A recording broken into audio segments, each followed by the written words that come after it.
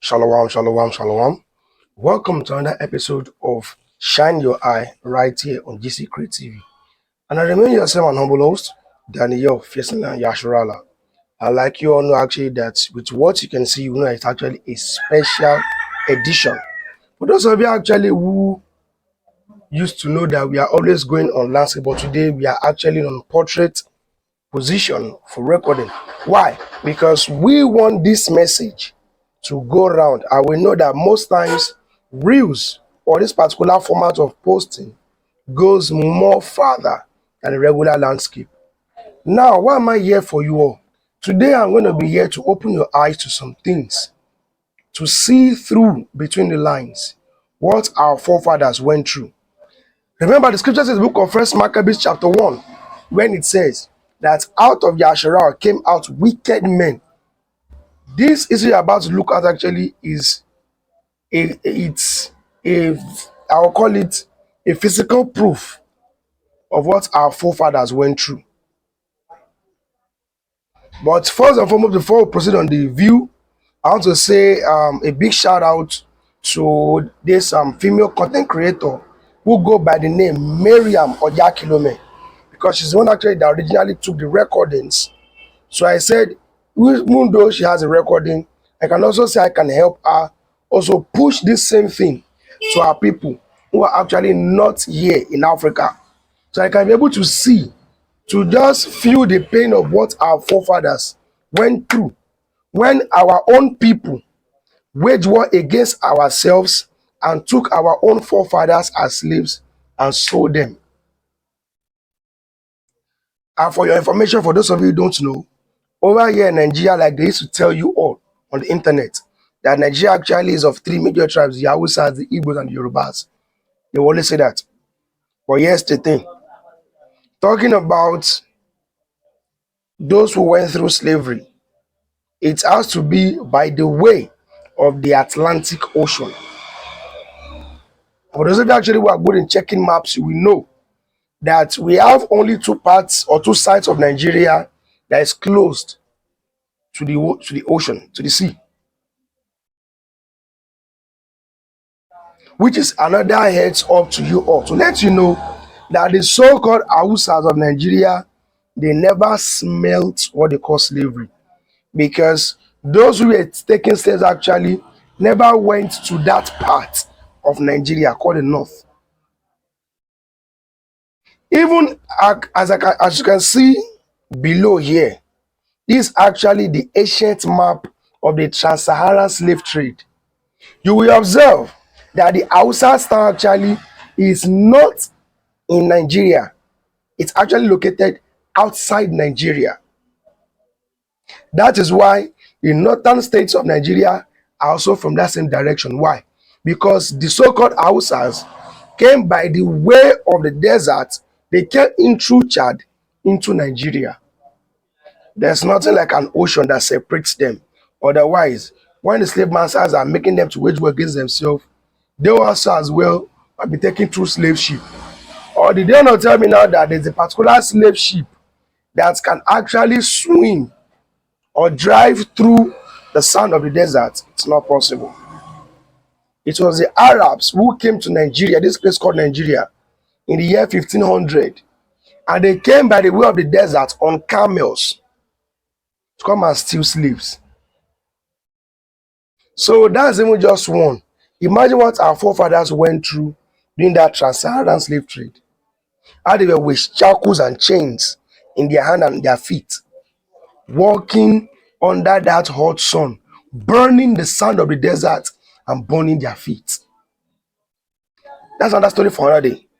Let us show you a view of the western part of Nigeria, what our forefathers went through during slavery, as their own people had to become a confederate with the enemies to wage war against their people to sell their own people.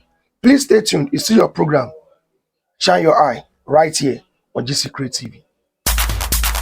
Activate. Activate. Activate. Activate. Right now. Right now. Right now. Right now. This is our curator, so he's going to take us round. And this is the man that helped us to locate here. Yeah. So you're welcome. Thank you. My name is Moshood once again. Nice to meet What's you. your name, ma? Miriam. Miriam. With that name, Miriam, I can't tell you where you come from. What's your native name, ma? Me, I don't have one. You don't have one. I used to be a Muslim, so Miriam is a Muslim name. Miriam is a Muslim. Yeah, my name is Miriam Oyakilome actually. Okay. Yes. Sir, what's your name, sir? My name is Michael. Michael. What's your native name, sir? I know you're Abayomi. African. Abayomi. With that name Abayomi, I immediately know that Abayomi is from the Yoruba. But with your name Miriam, I can't tell you where you come It's from. an Arabic name. With my name Moshood, I can't tell us where I come from. Where are you from? Moshood is an Islamic name. Anybody can be a Moshood. I Okay. just want you to know how powerful African names are. My name is Bamidele. Can you tell me where I come from with that name? Yoruba Bamidele? land. Yes. We African, we have a name that tells story, history, or directory. Through your name, someone can locate you. As an African, through your name, someone can tell you where you come from. But during slave era, slaves don't have identity. They bear their master's name or any name their master wish to give to them. Like when you buy a dog and you give your dog any name you wish to give to your dog. If the white men that is slave, our forefathers retain our forefathers' name, it will be very easy for the black Americans to repatriate back to their people. But because they don't retain their name, it's not easy for the blacks over there to trace their roots. The world know this compound as Brazilian Barracoon. Most slaves taken from this compound were being taken to Brazil, and most of them were Yoruba origin. Today in Brazil, there's a god mostly worshipped by the Yorubas called Yemoja. In Brazil, they call it Lemeja. Eshu, they call it Ezu. Iyalaka, they call it Akaraje. Shango, they call it Zango. That's what you know, there were Yorubas that have been moved from this compound down to Brazil, and they still practice the same culture. And Barracoon is a Spanish word. It means dungeon, storehouse, or slave cell where slaves are being kept. In this compound, we have total number of 40 rooms. Okay. During slave era, 40 slaves were being kept in each room. Okay. 40 times 40, 1,600 slaves were being moved in and out of this compound every 3 to 4 months. And this compound belongs to Seriki Williams Abbas. This is the man in the cenotaph. His birth name was Ifare Bilekun Ifagbemi. How come the name changed to be Seriki Williams Abbas? This young man was captured at the age of 6 in a town called Jogarile in Ogun State during the Egbas and Dahomey War. He was captured by a slave trader called Abbas. Abbas was a black man, an Islamic scholar who lived in Dahomey. Abbas took this young man to Dahomey and made him a domestic slave. We have two categories of slave, the field slave and the domestic. The field slave work on the farm, the domestic work, yes, field. Okay, field. Okay. Yes, the field slave work on the farm, the domestic work in the master house. Abbas used him as a domestic slave. Later, they sold him to a white man called Williams. Williams took Ifare Mlekun to Brazil and gave him education. Through Williams, Ifare Mlekun speak English, Dutch, Spanish, and Portuguese. And while working for Williams, whenever Williams is going out for his business, he takes this young man along with him, consciously showing him his business. One day, Williams called him, "Young man, come, let me set you free on one condition. You work for me." And Ifare Mlekun grabbed the offer as the only opportunity he has to be a free person. When Ifare Mlekun left Brazil, he first settled at Lagos Island, then they called it Lagos Colony.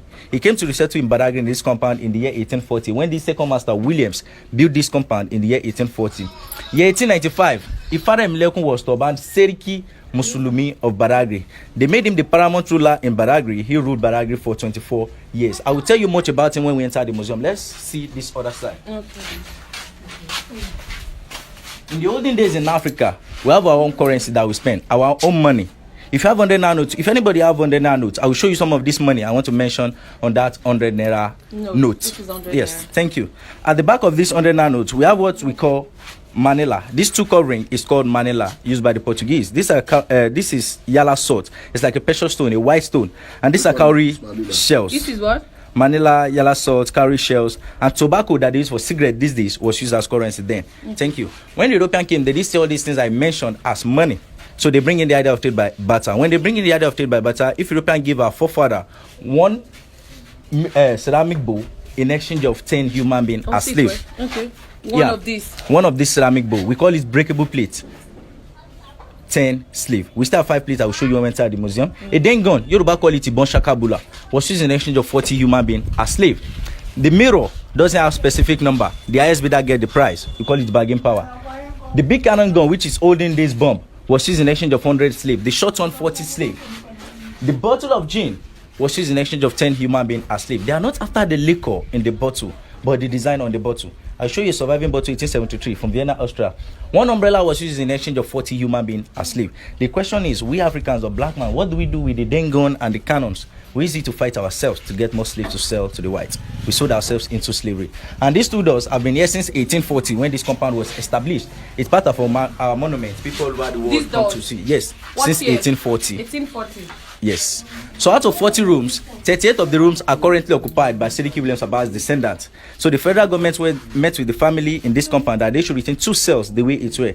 So they gather most of the relics and some of these items used in exchange of slaves in those 2 rooms for people all over the world to see. Let's go inside the rooms and see what we have inside.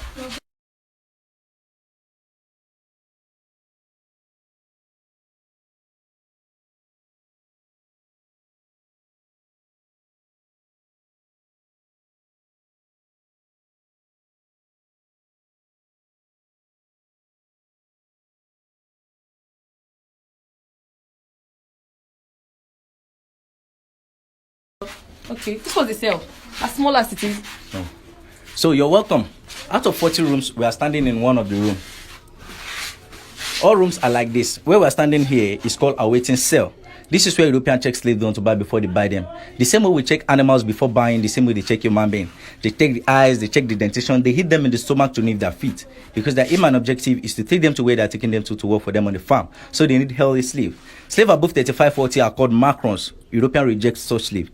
Any slave rejected by the European, they don't return them back to where they were captured. They kill them or feed them to animals. And we have the inner room, which is called the dark room, where they keep 40 people. We are still going there. Here we have what we call ankle shackles. They're easy to join 2 slaves together while working on the farm. One in the leg of the first slave, one in the leg of the second slave. Shall we try it? Okay. Yeah. On me? No, we are Okay, not fine, slaves. fine. Yeah. Okay. Like this, and they start this rod and put padlock here. Can I try to move with this? Oh, I You can't. drag me along with you. 2 people work with this for 18 hours on the farm, and they have 15 minutes to rest. They want to eat, drink water, pee, excrete. Within 15 minutes, they continue another for another 18 hours. These things are made of metal. It always puts wounds around the ankle. Nobody cares because slaves are property, and you can do anything you like with your property. The difference between a slave and your sunshade is because a slave has life. If you get angry, you can break your sunshade. The same thing to slave. If you get angry, you can kill your slave, and nobody will ask you for that. And here is a surviving umbrella used in exchange of 40 human beings. This umbrella was made of wood, brass, silk, and cane. As heavy as this umbrella is, one slave boy have to put it on the head of the master as long as the master will stay outside. And if a slave boy is putting this umbrella on the head of the master, he should play with his shoulders not to disappoint him. Because if this umbrella should drop from the hand of the slave boy on the head of the master, they will behead the slave. Hi. Jesus. This umbrella was not designed for the sun, not for the rain, just to show your status in the community. You want to try the weight? You lift it from here to know the weight. About 30 to 35 kg. One person will hold it on the head of the master as long as the master will stay outside. That chain on that wall behind you there, and this chain in this glass here, they use it to kill the slaves. Then, when we enter the second cell, I will show you how they do lynching with these 2 chains. And this iron is called branding iron. What's your name again, ma'am? Miriam. If I'm Miriam's slave, my name should be Miriam. So Miriam will put this iron in the fire, red hot, and she uses it to write Miriam on my chest. If a woman, will write it at the back. What's your name again, sir? Michael. If Miriam should buy me today and brand me Miriam, if Michael should buy me tomorrow, Michael will have to brand me again. Miriam brand me today, Michael will have to brand me tomorrow because I've become Michael's slave. Let's go inside the dark room where they keep 40 people.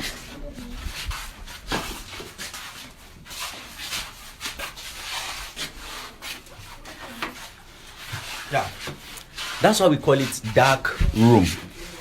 Dark room. These 3 glasses were not then. This is where they keep 40 people.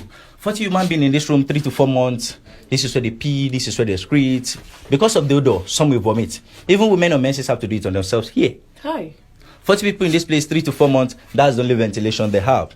And there was a door here before they will lock the door. So they'll be here for 3 to 4 months. Let's see closely how many people have died in this kind of situation. That's why I do tell people, whenever we are here, we are not here to catch fun, but just to feel the pain the people in the past have felt, our freedom fighters. Here we have a surviving bottle used in exchange of 10 human beings as slaves. Like I said earlier, they are not after the liquor in this bottle, but the design on the bottle. Many people have asked me, where is the design on this bottle that was 10 human beings? If you put on your flash, you'll see the design On the flash. bottle. On your flash. You can check it. That's the design. That was why they used it in exchange of 10 people. So that bottle represents 10 human beings because of that design you saw. And these are gramophone records used by Sediki Williams Abbas. These days we use cassette CDs. Most times we use our phone. And this brass disc was given to Sediki as a gift by the Brazilian when they made him the paramount ruler. And this kettle was given to him by the European. These are cowrie shells used in those days. Here we have surviving ceramic bowls used in exchange of 10 human beings as slave. It doesn't matter the size. This was used in exchange of 10. Same thing applicable to this and the rest. So we have 50 human beings in this glass. Because Sediki was a Muslim then, this is where they keep his water for ablution, his soup pot, and his drinking pot. Let's see the second cell and see what's inside.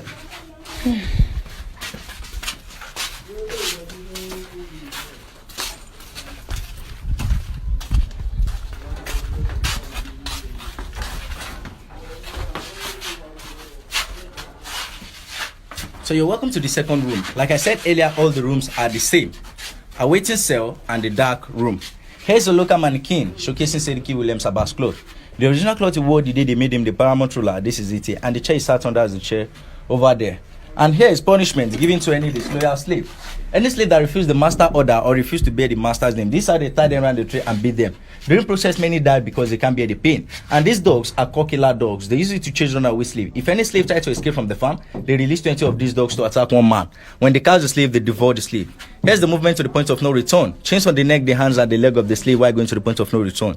3,000 men on a row, on a single file. If the person in front should fall, the rest behind them will fall. If you are going to the point of no return, today, while going, we see a well called Spirit Attenuation Well. The well water they give the slaves then that make them to lose their memory is still on that island. And here is the story building built for Sediki Williams Abbas in this compound, year 1847. It collapsed 1995. When we go outside, I will show you the remains of the building. These are some people captured as slaves but have opportunity to come back, like Santos Silva, Candido J. Darocha, Samuel Ajayi Krada, Jaja of Okpobo, and some other people. The entrance door in this photo is the original door standing here, behind you. This door here. After the building collapsed, they moved the door inside this room. And these are some of the things that happened to our people during slavery. These are slave raiders. They want to capture this man, but he took knife and killed himself. That for me to be slave, I prefer to die. There was a woman like that, Margaret Garner. She killed 4 of her children and killed herself. That for me and my children to be slave, we prefer to die. This is what we call iron muzzle. They used it to guard the mouth of slaves while working on the farm, for them not to eat from the farm product. They plant sugarcane. We derive glucose from sugarcane. Glucose gives you instant energy, and this white men believe that if these slaves should eat out of this sugarcane, they will have strength to fight back. They feed slave once in a day. Slave have access to water once in a day. They don't feed slave to increase in size or to stay healthy. They feed them to stay alive, don't just die. And this is another matchbox. We don't have many slaves used in exchange of the box. This is called Ashwetu by the Yorubas, used by Sediki Williams Abbas. Let's see another room for 40 people. Here we have a sample of the iron corrugated sheet they use in roofing this compound then, compared to the one they produce these days. If I try to fold this iron sheet, it won't. But the one they produce these days, I can fold and keep in my pocket. We've lost quality. The 2 chains I showed you in the first room, the one on the wall, the one in the glass, this is what they use it for. If they catch any slave having sexual intercourse on the plantation, planning coup against the master or trying to run away, this is how they hang the men, this is how they hang the women. They tie that chain I showed you around the ribs of the men, the hands at the back. They hang them on gallows. They suspend the legs from the ground. In this position, that chain will break the ribs. They'll be dripping blood from the nose and the mouth. They'll be here dying gradually. These are the hang the women. They are 2 hands up. They suspend the leg from the ground. The blood from the hand, the head, all over the body will come to the thigh. They get heavier and they will be here dying gradually. In the presence of other slaves, as you see them, they won't last a day. And here we have Sediki Williams Abbas relaxation chair. For someone to have this kind of chair in those days, it shows how prominent he was. And these are Sediki descendants. Currently, Badagry, if anybody is to be elect as Sediki of Badagry, the person should be from this family. And this is the current Sediki of Badagry. Let's see where Sediki Abbas was buried in this compound.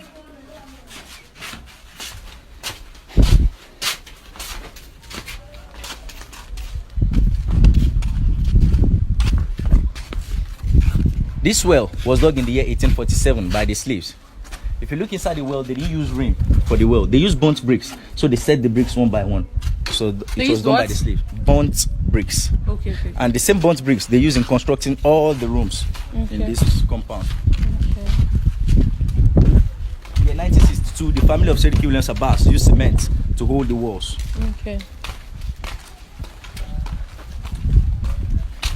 This place used to be Seriki Williams Abbas Court, where he passes judgment to the Muslims community and where he had meeting with any king in Nigeria that want to have meeting with him then.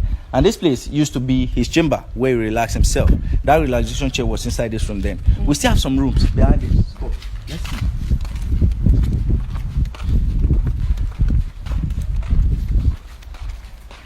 So all these rooms were slave cell, but we have people living in these rooms now here.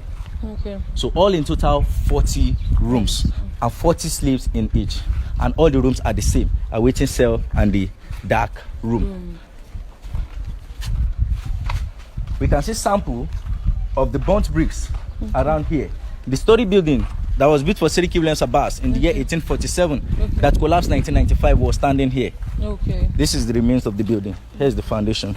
Okay. And all these rooms also were slave cell. When Seriki Williams Abbas died, this is where he was buried. Seriki Abbas died 11th of June 1919 and he was buried here.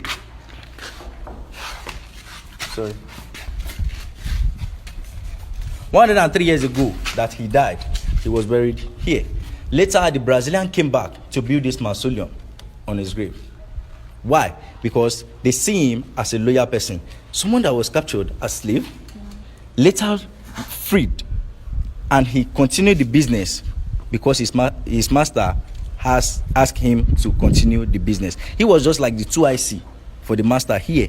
The master cannot be here and be in his hometown at the same time doing the business. So he needs somebody that he can trust, that will understand our people language here. That was why he sent Seriki down to Nigeria. And this is the tomb of the last son, Saka Ajao Abbas. He was given birth to 1913. He was at the age of 6 when his father died. His father was at the age of 6 when he was captured as a slave, and he died 1987 at the age of 74. So you're welcome to Brazilian Barracoon. Do you have any question? If you don't have any question, maybe if you see some other museums, you may have question. We still have like 4 other sites. Shall we? We shall. Activate. Activate. Activate. So, this compound used to be slave cell where they keep the slaves while waiting for the arrival of the slave ship. Okay. The slave ship will spend up to 3 to 4 months on the sea before getting to this place. So they'll keep the slaves in this compound for 3 to 4 months. That's why I said they moved 1,600 slaves into this compound and out of this compound every 3 to 4 months. And while taking them out, there was a road here before. So they'll cross them through this lagoon to the other side, and they will walk on that island. It is called Berefu Island before they take them to the point of no return. And while going by the right, we'll see the Spirit Attenuation Well. If you wish to see the point of no return, we'll go. Let's everywhere. go. We wish to. Yes, that's 1-story building. 1-story building in Nigeria. 1st-story building. When was it built? It was built in 1845. Okay. Okay, let's go inside and see. This is 1st-story building in Nigeria, built in 1845.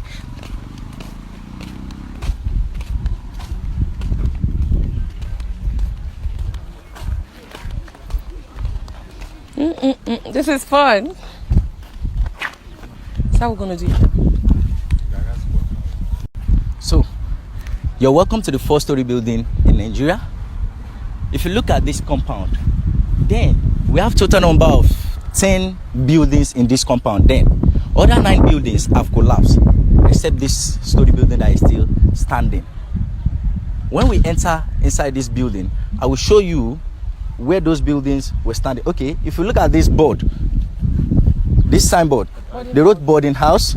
There's another one over there, schoolmaster house. There's another one there, the church, and there's one here, the kitchen.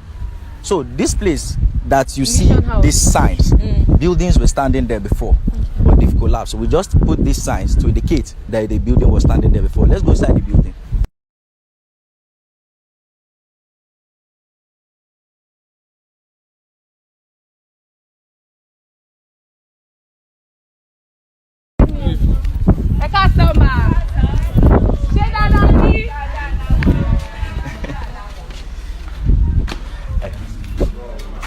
Good evening.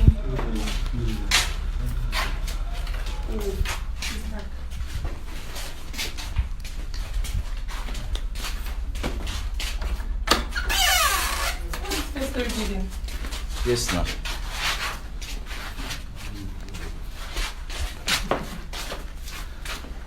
So, you're welcome to the four-story building in Nigeria. Four-story building built by Reverend C.A. Goma the first time. Reverend C.A. Goma first built this building in the year 1843. And this is what this building looks like then. When Reverend C.A. Goma built this building, he built it with planks, only wood. But when Reverend Henry Townsend came in, he rebuilt it with burnt bricks, the way it looks like currently. That was when Reverend Henry Townsend rebuilt this building with burnt bricks, and Reverend C.A. Goma with planks.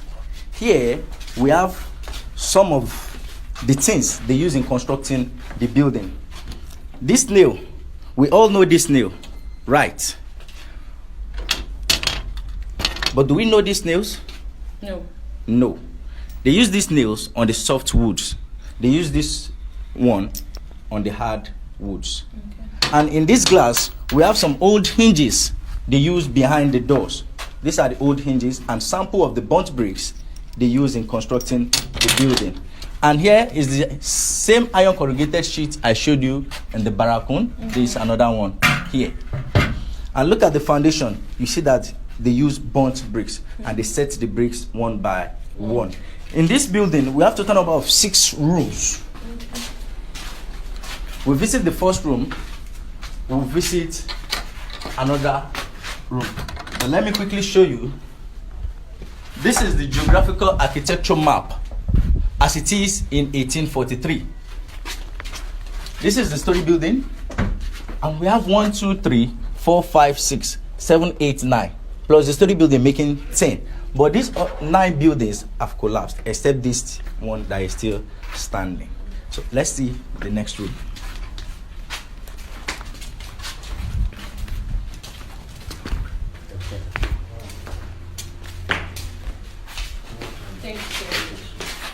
In this room, we have the painting of a tree called Agia tree. Under this tree, Christianity was first proclaimed in Nigeria. When the missionaries came in, where can we preach the gospel to these people? And they discovered that many market women come under this tree to showcase their market. So they decided to preach this gospel under this tree. This tree lasted for 350 years. And after the fall of this tree, the government built this monument in replace of the tree. Okay. Yes. And this monument is no more there. They want to rebuild it. I will show you if you want to see it when we are going. And okay, you've seen it. No, we want to see it. Okay. And this is the comment by Reverend Henry Townsend, the man who built this building. He said, "This house is strong and convenient and will prove very comfortable. During the erection, many persons have come to see it. Especially of the single roof. It's been the first I have ever seen." Same. The person who built it. That was what he wrote. And here is a Christmas celebrated in Badagry in 1923. You can see these black men. They are the laborers working in this place then. You can see they wrote 1923 Badagry Merry Xmas. So let's see the third room.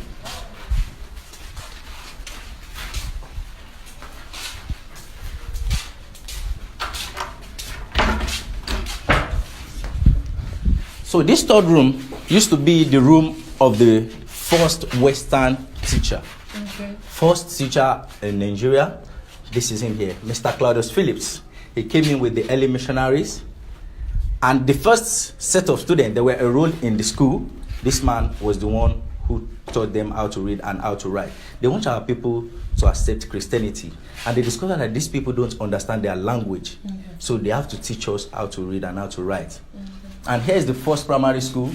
It's at the back of Mobile Filling Station. If you want to see the school, it's still standing. I'll show you if you want to see it. I'll take you there. And the first set of students that were enrolled in this school were 40 men. Not women, not children. 40 men. And each one of them spent 12 years in school. The youngest among them then was at the age of 46. And each one of them spent 12 years in school. I just imagine when my father would come back from school and tell me that, our teacher flogged me because I don't know. Let's go.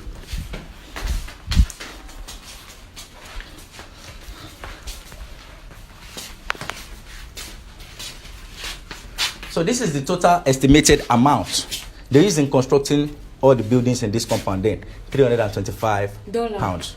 Oh, pounds, sorry. Yes, 325 pounds to construct all the 10 buildings in this compound. Then let's go upstairs and see the room of Bishop Samuel Ajayi Crowther. So you're welcome to the room of Bishop Samuel Ajayi Crowther, the man who translated the first English Bible to Yoruba Bible. And here is the first English Bible brought by the early missionaries, Reverend Henry Townsend, in the year 1842, because Reverend Henry Townsend came in the year 1842. And this is the first Yoruba Bible translated in the year 1845, 3 years interval. And this is the photo of Bishop Samuel Ajayi Crowther. Bishop Samuel Ajayi Crowther was also a slave. And here is his name. This is his birth name, Ajayi. This is the name given to him by the master, and this is the name of the master, Crowther.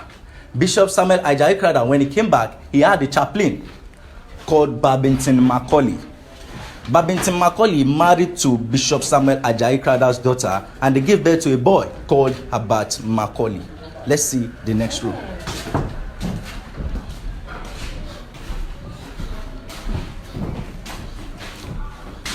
In this room, we have the photo of Reverend C.A. Goma, the man in charge of the building.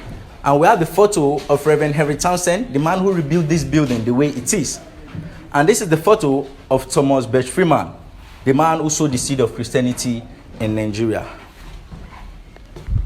Let's see this room. Here is the cemetery of the early missionaries.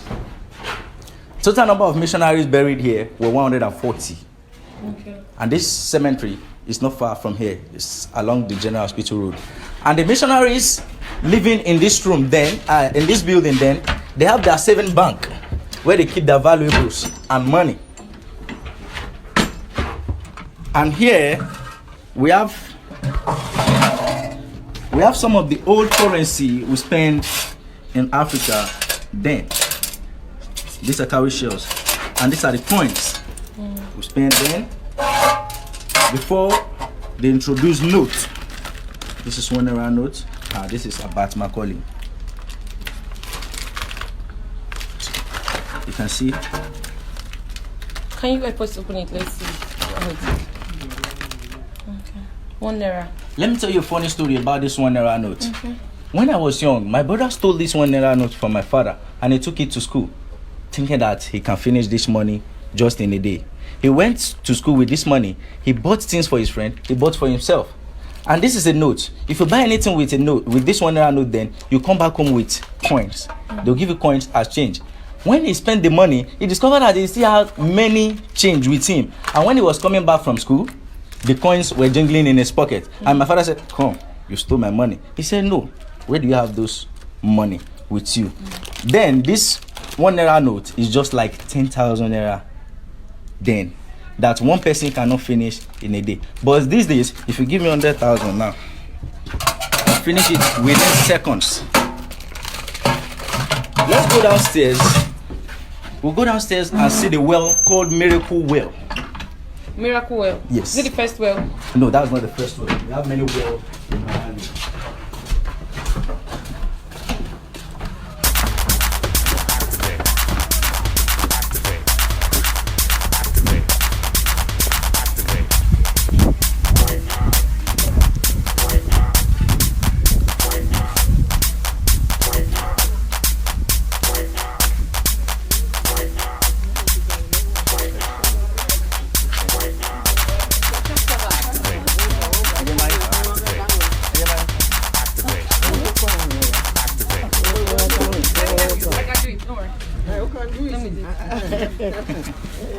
This is the Miracle Well. Yes, this is the Miracle What does it do? Well.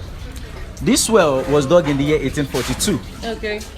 And since this well was dug, it has never run dry, it doesn't change color, and it doesn't have taste. Many people visited this place, and when they hear about the water, they develop interest. Some people took this water home and prayed on it, and came back to testify that when they pray on this water, it really worked for them. You can see these women here they came to pray on this water and they would take it home. That was why they named it Miracle Well. Tourists named it Miracle Well, not the missionaries. Every other well water has iron in it, but this well water doesn't have iron. It's drinkable. This water is drinkable, and it serves the people in this area. Every other well water on this axis has connection with the lagoon water. If the lagoon is neat, every other well water will be neat. If the lagoon is dirty, every other well water will be dirty except this water. Do you want to try it? Okay. Shall we drink? Yes, I want to. But we don't have time. Okay. I want to try it. Yes.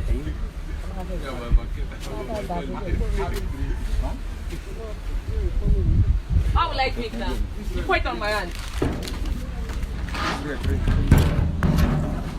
Then in primary school, we stretch our 2 hands to drink water. I'll just wash my hand and drink. Miracle water. Let me wash my hands first. I cover this water in the name of the Father and of the Son and of the Holy Spirit. As I drink you, no cause harm to me. Let's go. Ooh, wait, my hair, let's go again.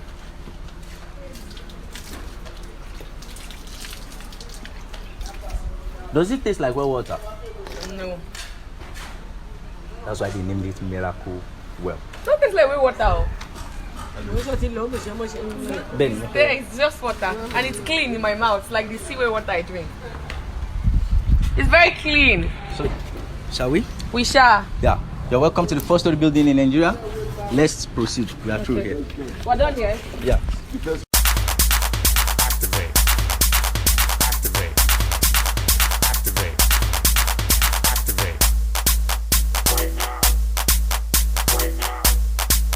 Right now. Right now. Right now. Right now. Right now.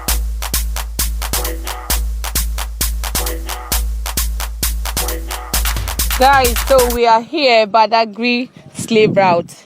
This is the route of the journey to unknown destination. What does it mean? The route to unknown destination.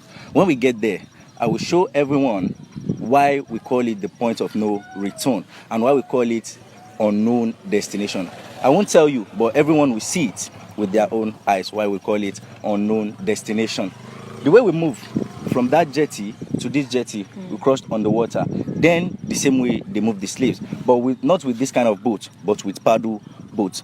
And 3,000 men cannot stay in one boat. They will have many boats. So they will paddle the boats to this place. Then by dropping them, they will have to join everybody together. So they'll be on a single file. They call the movement single file. One line.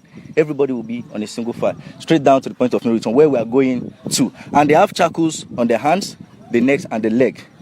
So the way we want to move now, we move freely because we don't have chains on our leg. Then they have to move like this. So if we are spending 30 minutes or 10 minutes to get to that place, let's imagine how many minutes they will spend in those days under hot sun and with heavy chains on their neck, the hands, and the leg. Okay. So, and they will still be flogging them, most especially the person at the back. So let's proceed. So what is this island called? This island is called Berefu Island. Okay. And this island used to be the route they take the slave through. Okay. This is where our forefathers worked for 400 years because the slave period lasted for 400 years. Oh. And this island has been in existence before Badagry. Badagry was founded in 14th century, 1425 to be precise, by a famous farmer on this island called Agbede. Agbede means blacksmith. Agbede has a farm across the lagoon over there. So whenever people from this village are going to Agbede's farm, farm in Igbo language means grime. So whenever people are going to Agbede's farm, they will say, I'm going to Agbede Grime. Agbede Grime. From there, the Yoruba settlers, they can't pronounce Grime because it's not their language. So they pronounce it as Agbadarigi. Okay. So from Agbadarigi, when the European came in, they corrupted it and changed it to Badagry. From Agbede Grime to Agbadarigi to Badagry. So that was where the name Badagry came from. So right now, how long are we going to walk? Because me, I'm tired. I'm not a slave. My leg, they pain me. We don't hear waka. And No. We've not gotten to the spirit attenuation well. okay. It's in the middle of the way. The mid Of the way. of. Okay. So that's the way that if they drink the water, they will lose their memory. Yes, according to the story, Nigeria has largest supply of slave, 24%. Nigeria and Angola, Ghana has 16%. So it was told that it was because of this well that makes Nigeria to have that kind of supply. And when we get to the well, I will tell you much about the well. Okay. No wahala, let's be going. Yeah, are still going? And don't, my leg they pay me, I'm not gonna lie. But let's keep going. Yeah. Anything for my lover. But you are moving freely. But Yes. then they have to move like this. And they'll still be beating them on that hot sun. It is well. So why don't you want us to take bike? Why do you want us to feel the pains the slaves felt? So I don't want us to use bike. Though if we use bike, it's easy. But if you don't use the bike, you feel what our forefathers felt then. But if you use the bike, you won't really get what you came for. Okay. So let's walk on this route and let viewers at home see the kind of journey our forefathers embarked on with chains on their neck, the legs. So you made mention about something about what the whites, they took the chains from our legs and... I've observed that the white men, though I'm not a racist, I love the white. That they've moved the chain from our feet into our brain. Can you explain that, please? How did they remove the chain from the feet to the brain? With some of these things they gave to us. Let's see. They stole our education. They stole our freedom. They stole our business. They stole everything. All these things we are facing right now in Nigeria are those things they were facing then over there. We are blessed here in Africa. Everything we need, we have it here. But these people, some of these things we have, they don't have it. So they want to get it as much as they want. And because of our own greed, our brothers' greed, they want to accept any offer given by those people. And that offer, we are not gaining anything from that offer. It's just like, there's a saying, they said, at the end of the tunnel, there will always be what? Light. Yes. At the end of the tunnel, there will always be light. But let's use that tunnel as an example. Tunnel is like a pipe. You enter from this edge and come out from the other end. Let's now bend the pipe into a circle. That's how they are ruling us. Those whites. Okay. How? Okay, let me say, if you bend a tunnel, you are moving around inside that tunnel. The tunnel is now a circle. You can't see the light. There's no way out. These people in us are on top of the tunnel. We are inside the tunnel. They keep telling us, keep going. You soon see the light. Keep going. And we don't know we are still moving. Okay, if someone should fall in that tunnel and we are still moving around, we come back and see that same person. But we saw when this person fell down here. So where is the way? Where is the light? Where are we going to? But our people are afraid to tell the truth. Why are we afraid to tell the truth?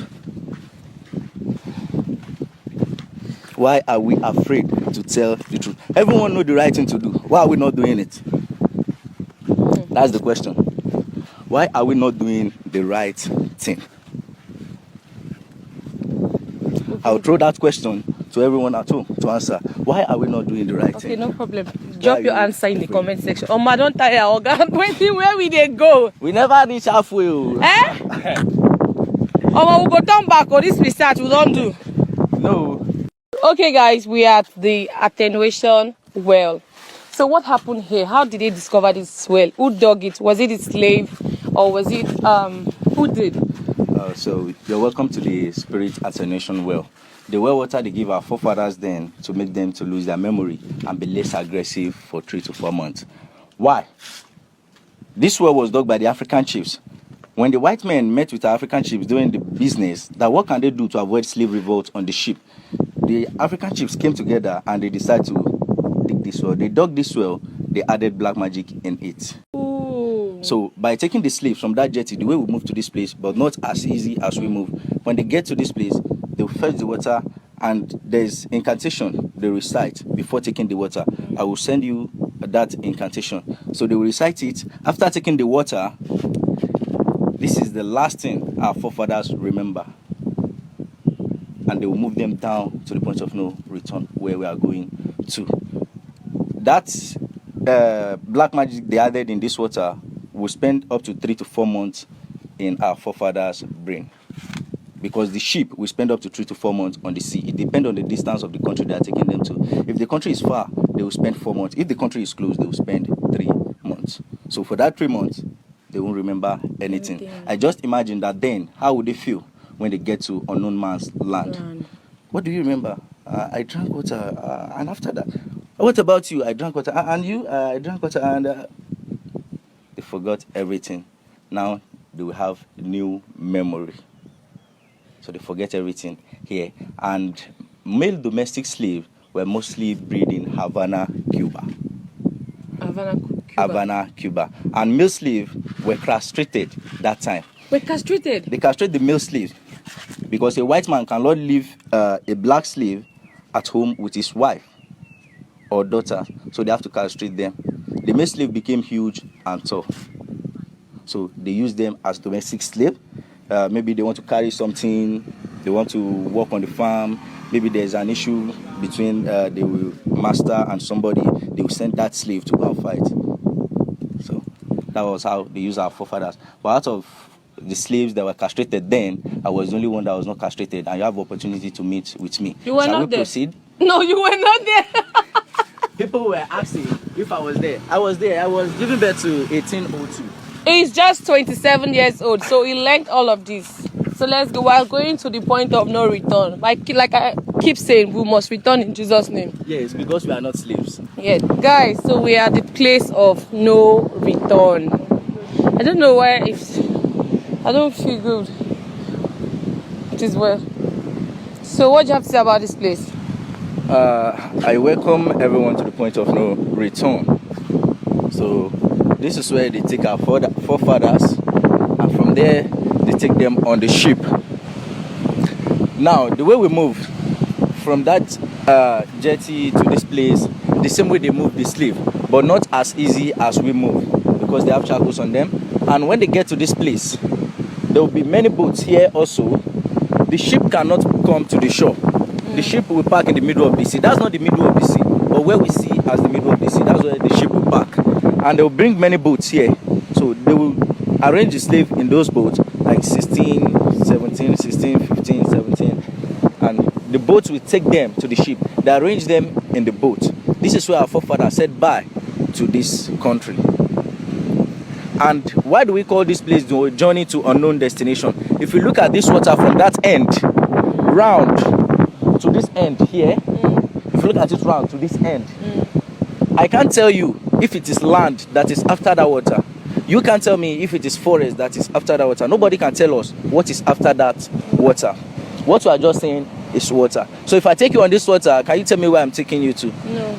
Only if I tell you that this is where I'm taking you to on this water. That's why we call it the journey to unknown destination. See, why is that why the water is like this? Why is like Yeah. that place is high? That place is high and this place is low. That's how water looks like. So you're welcome to the point of no return. But we will return because we are not slaves. So you're welcome once again. So we're going to the slave market now. Yes. That is Blikiti Slave Market. Let's proceed. Hi guys, so we are currently at the slave market. Slave market, right? Yes. So what were they doing here then? Blikiti Slave Market. So this What is it called? Blikiti Slave Market. So this is where they sold more than 3,000 slaves every market days. Every market day. And we have what we call dungeon. Sorry, can you increase your voice a little? There's what we call dungeon here, Okay. underground cell. Okay. And you have privilege to see some of these things Okay. here. So let's meet our curator here. Okay, this is our curator. Nobody want to take us around. Curator, hi. Nice to meet you. So what are you going to be showing us today? I'm showing you the Badagry slave market. No. Okay. So this, what you... Okay. When he finished, he will tell us about these people. These are the people that witnessed the signing of the abolition of slave trade. That witnessed the I guess signing. these are the missionaries, the missionary rules. This statue here tell us about the missionary rules. Okay, can you go that way so you About can take the- it very well? Abolition of slave trade. Okay, let him finish and come and tell us about it. Okay. Activate. Activate. Activate. Activate. Right now. You see some event that took place during the transatlantic slave trade. So we have over here we have part of a man spotted a British slave merchant spotted in slave ship in the slave era, heading towards Badagry to carry slaves.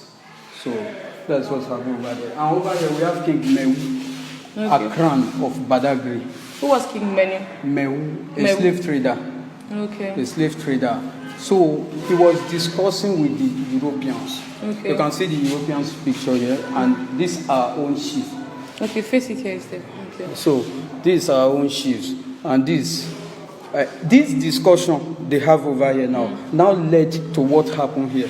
Okay. So the king now gave them portion of land over there in Berefo. That is the point of no return. Okay. So to build their camp. Okay. So each European country with their camp. Okay. So, for example, you see England. Okay, go ahead, ma. No. Let him finish this one. Okay.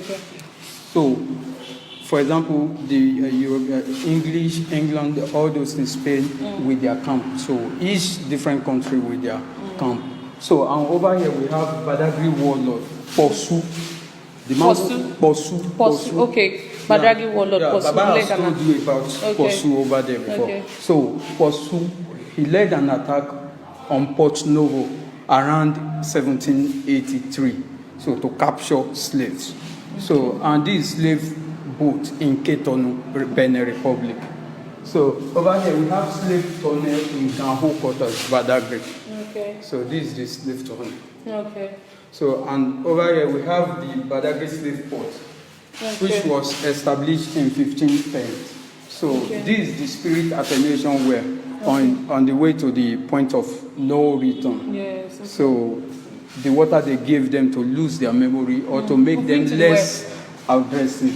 So, and this King Adele of Lagos, who took asylum in Badagry around 1821 to 1835, after he was dethroned by his own brother. Okay. So, and this Topa, that is port, was named after the king. That is Adele Topa, popularly called Badagry Waterfront now.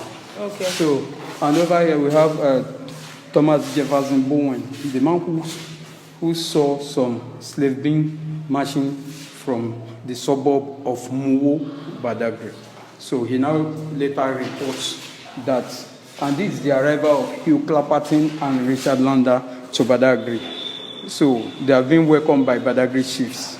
The man that was tried outside, Hugh Clapperton and Richard Lander, this is their arrival. Okay. So over here, this is the Portuguese now reporting the arrival of Richard Lander and Hugh Clapperton to the then king. Okay. So reporting them that they are British spy, this and that. Okay. So What of the one down here? so this is Nigerian colonial town of Badagry, one of the African first slave ports that was established in 1851. Okay. So this over here we have the main purpose Richard Lander visited Badagry is to propagate a legitimate trade around it. After the signing of the abolition treaty in 1807 in Europe. Okay. So that is the main purpose he was in Badagry. Okay. So that's what they are discussing over there. And over here we have a tank crier. You know, in olden days, is you hit metal gun to pass information to the people. So that is what is happening here now. Okay. So in 1888, this guy here is hitting the gong, passing information to the people of Badagry that there is no more slavery in Badagry land. Okay. So that's what happened. Okay. All right, so over here, we have some things that is used in capturing slaves. Okay. We have the shambets, we have the chains, we have the African drums, and some pictures that talks about how they capture them. Over here, the shambets were used by the slave hunters. Okay. So they use this shambet to invoke some spirits on themselves, because when they wear this shambet, they believe they will have some, spiritual power, and they will drink some concoction with a special cup over there. So over there, we have the original slave chain and the liquor. The liquor is the gin that they use in exchange of human being. So all these things over here are medium of exchange. While we have the African tallest drum. So over here we have the tallest drum in Africa. So this drum were usually beat by the stick workers. They call them angere in Yoruba language. The stick workers, and this drum, all the carvings on them are depicting the pre-colonial era down to the slave trade era. So all the carvings, you'll be seeing them. These are some of our men, These are people on the water sailing the boats. These are your masquerade. Okay. We have them, we have the Oba. And this is the transatlantic triangular slave trade. So all this carving is talking about the events from the pre-colonial era down to the transatlantic slave trade era. You can see from the transatlantic slave trade era, there's no much events that took place anymore. So, and over here we have how the slaves were being, transferred from the interland down to the slave markets. From Oyo, Ogun, Ekiti, Ondo, and the rest. And over here we have the needless, victim of the needless during the transatlantic triangular slave trade. These are some slaves. And over here we have the Voduno, that's the chief priest of the Vlekete shrine, performing some rituals for the slaves before they went back on the journey through the Atlantic Ocean.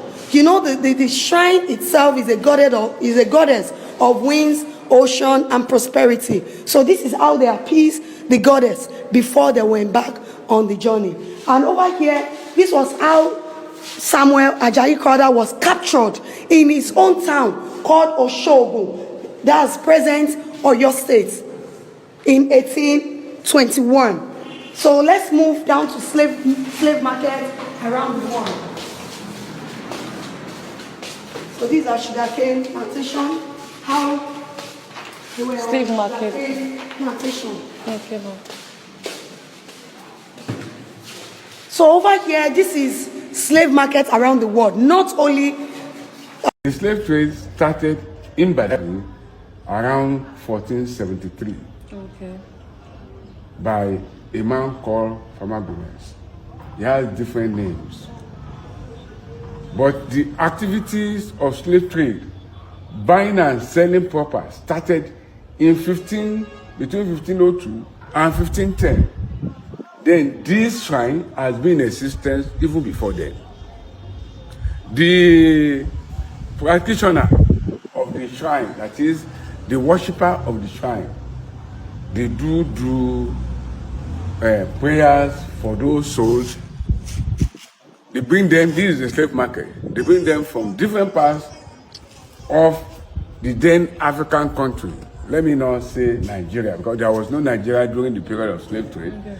People that were sold were taken from all the way from Ilorin, Oyo, Shaki, Eswia, and also in the present Ketu, in the Republic of Benin, down to Port Novo here. They bring them here, sort them, then they take them to the point of no return. From there to the New World.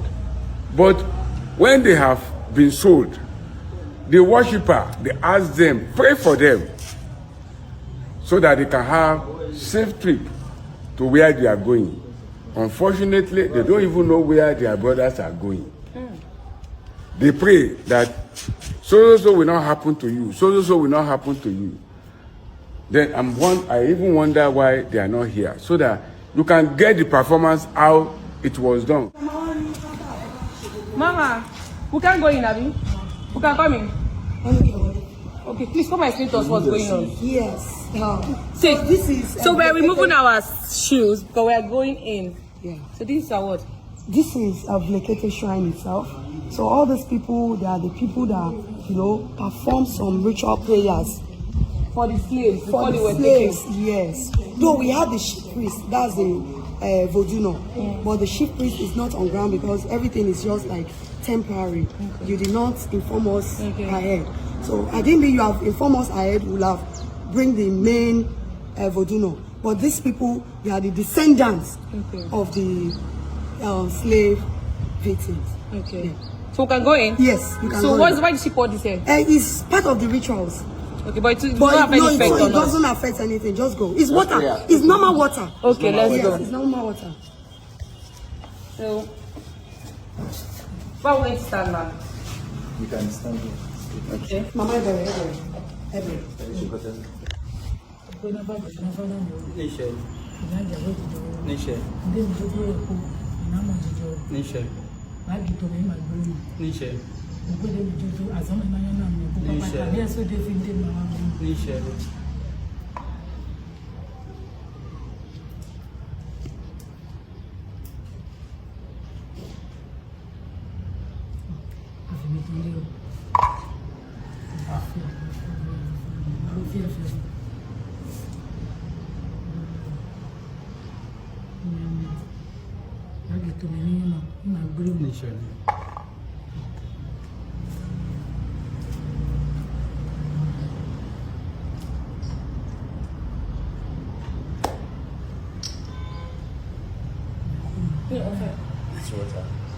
It's ordinary water. It's ordinary water, no problem. Let her drink.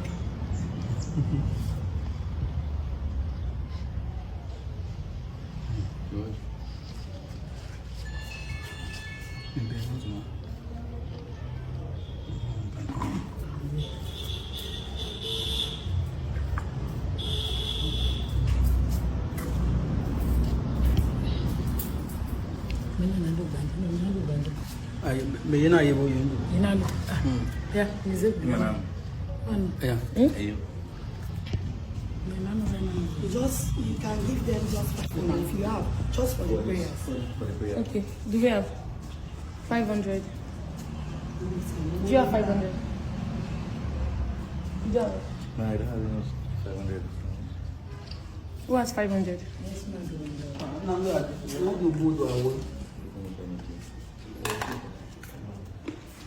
Okay, these are the. Are you done? Yeah. Then the slaves will be. We'll be taken to the new world. Okay, so what's the essence of this? The essence of this is to perform some rituals to appease the goddess. You know, this place is the goddess is known for the goddess of ocean, winds, and prosperity. Okay. So doing all this is to appease the goddess of ocean that they are embarking on this journey on the Atlantic Ocean. Okay, that's why they will have That's to why give they them will that have water to first. exactly. Okay. They will perform some rituals for them. Yes. But the goddess didn't know that they were being transported for slavery. Of course, even up till now, if you want to travel to your belief, you pray to God, right? So God know you want to travel before. So definitely that is their belief. So that is their belief. Just drop it. On top of the leaf? Yes, anywhere. Okay, now I see in the plate. Anywhere. Okay, now I see water, cola, and leaf. Yes. Okay. And look at the leaf here. On any shrine, you definitely see this leaf. They call it akoko. Ewe akoko. Okay. Chieftain's leaf. Okay. Nice. Yeah. So you wanted to say something, Moshood? No, nothing much. I just want to explain to you the reason why they give us water. The same way they will give them then, just to appease the water goddess. That's why they have to give them the water, the gin, and the cola nuts. Okay. So they will sail successfully to where they are going to. The same way believe we believe in God these days. Yes. That if we are traveling, we pray to God that this is what we want. The same way they pray for the slaves then. And that's their belief, that's their culture. Okay. Yeah. Okay. Thank you so much. Thank you so much. Thank you. As a result of this, they take them down. And from there, when you get inside the museum, you see many. Before, I may not enter inside the museum with you because of time. But meanwhile, this place, I need to also explain what happened. Here is the place where Richard and John Lander were tried. Particularly, Richard Lander was tried as a spy of British government. Okay. In 1825, Richard Lander and Hugh Clapperton entered Badagry, and they came to see things by themselves, how slave trade was going on. But they were not involved in slave trade. Their mission was to see the extent of Niger River, which goes up to Onitsha, down to Kogi, and different places that you can trace River Niger to. So they went together with other people that followed them. On the return, only Richard Lander returned because Clapperton was sick and he needed some drug, I don't know, for them. But when he came back, he left. When he came back, they realized that he was coming. Then the Portuguese slave merchant around now instigate the natives that, hey, that man is coming back and he's around now. He's coming to see how you people are doing your slave trade. He just want to get something from you, and he want a way to stop slave trade. And actually in Britain, 1807, slave trade has stopped. You understand? So eventually, there's nothing to do. Let me not prolong the matter.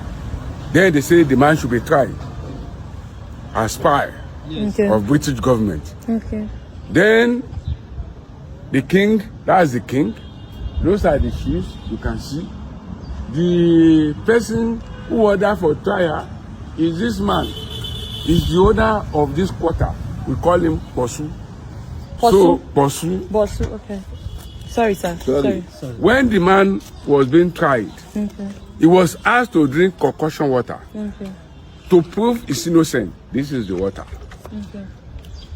And after that, he drank it, but he survived the ordeal, meaning that he was not here for slave trade activities. So that is the story here. I hope they'll be able to tell you more of what is inside. It's written both in English and French language. Even you go there, you see. So may I leave you? Thank you so much, sir. God. With what you just saw now, I'm sure you actually can now see that truly our forefathers went through a lot. Our forefathers went through a lot under the name of slavery. But like that moderator said, he said, now the slave masters are taking the chains off our leg, but put the chains right in our mind. Talking about that, they're put the chain in our mind, it goes a long way. Which we're going to talk about it. But for now, let us go on a quick commercial break as we be right back. Please don't go nowhere. It's still your program. Shine your eye right here on GC Create TV. For sponsorship and advert placement, please call or WhatsApp this number +234 811 731 0928. Yeah, welcome back from that short commercial break. So, to round up the program right now you can see from what was shown, you can see what our forefathers went through in the course of slavery. And like you can hear from that curator, that so-called slave merchant, who was actually the one here in charge for his slave master, his true birth name was Ifa something. To prove that he is actually a Yoruba. That is why he's able, like he showed at the entrance, to saw the weapons they use, the gun, the cannon, bomb, and other things. This is how our own people try to sell us out. Under the church, they sold us out, waging war against us to even sell us out to the slave masters. And the funny thing is, our people are even in a way so heartless that they are even the one doing those other kind of traditional or pagan rituals for their own brothers who are going on the slave ship to be treated like animals, and yet their conscience never moved. Not only that alone, in case you don't know, talking about the slave ports in Nigeria, we have only two slave ports in Nigeria. We have that of Badagry, where the so-called Yorubas sold their own brothers who are also Yorubas but from different kingdom. They fought against them, they killed them, took them as slaves. And imagine what the creator said. He said, if you are actually above a certain age as a slave, that you are not qualified to be sold to any master. Neither for the fact that because you are not being sold to the master doesn't mean that you are saved. That slave, since you are a slave, you must be killed. Once you are there above that age of 35, 40, you can't be able to be sold anymore as slave because it counts as if you are already getting weak. Look at the wickedness that our own people did to our own forefathers. That's to prove to you that even in the Bible, there is scripture that says, Matthew chapter 10, verse 48, is verse 46. It says, a man's foes shall be them of his own household. Not just this alone, because I know many Igbos can come on this program right now and start saying whatever. Yes, you see that our people shut up. If you go to the Calabar slave port, you will see that it is even fellow Igbos that was waging a war against their own people to capture their own people and also sell them to the slave masters too at that Calabar slave port. So don't think you can come here to come and run your mouth like every regular Igbos do. They are very, very good. They are very good in arrogancy, in pride, and they use their words without thinking. Because I know you might actually want to come and start throwing stones, start watching the full video. Yes, it is our own people that sold us out to the slave masters. And like that creator said, he said, now the slave masters have taken the chains off our leg and set the chains in our mind. It's actually right. Because now let me ask you a question. Why do you think, I repeat, why do you think they claim to say that we are independent, yet the name they call this country was a name given to us by the mistress of the slave master, Flora Shaw? They will lie to us in school saying it's called the Niger area. Remember, who gave us education? The same white people. Who gave us religion? The same white people. Who gave us pharmaceutical or medical, whatever? Same white people. How do you think they will not tell you the truth? That is why in schools they told us that this place was called the Niger area. Meanwhile, they call this place the Niger area where the dark-skinned people reside. Now they claim to give us independence, and we are called by that name given to us by the slave master's mistress. They claim to say that we are independent, yet as a country, we are looking up to the so-called slave masters for everything, including our educational curriculum. Nigeria follows the British curriculum, our slave masters. And don't get twisted. That slavery, slave force you just study, is even the stage of their slavery. Because at a point, they even took it like we have been taking slaves alone. We are dominating this place. So they now changed the word by the means of education and called it colonization. It's all lies, it's still slavery. That is why now, even our people on this side are always thinking that they're always having this kind of perpetual hate for anyone who is outside Nigeria. It's because they removed the chain from our feet and put the chain in our mind. That is why even some so-called dark-skinned people over here in Africa, they see it as a good thing to scam anyone that they meet online. Either you are from Nigeria or not. And the ugly part there is they are even so courageous that they even scam their own fellow brothers in the same country, in the same place that we are, even scam their own brothers who are even abroad. And they'll keep saying, yes, I'm actually going, I'm actually, they'll keep saying, I'm actually doing this fraudster thing. Yes, I'm trying to collect my forefathers' salaries from the slave master. Was your forefather your forefather slave master dark skinned? The Brazilian slave master that came to take your forefather, were they dark skinned? That is why even some people over here, they believe that the best way to get wealth is to find anyone who is not even from this place called land. They can be able to milk you of all the things you have suffered for and worked for. It's high time we lose that chain off our mind. Otherwise, we will keep, like that slave creator said, if we don't lose that chain off our mind, we will keep walking in that let me use that word, in that joint tunnel, running around the same circle, not thinking there's progress. It is until the day we wake up to understand that what Yah observed and wants from us is to obey Him and keep His commandments. That's what we need, not religion. Religion is another form of connection to mental slavery, in case you all don't know. So we are making a call wrap up on today's episode of the program. Yazul, I'll be coming back with another strong episode to tell you what the so-called British did during their own era of slavery here in Nigeria.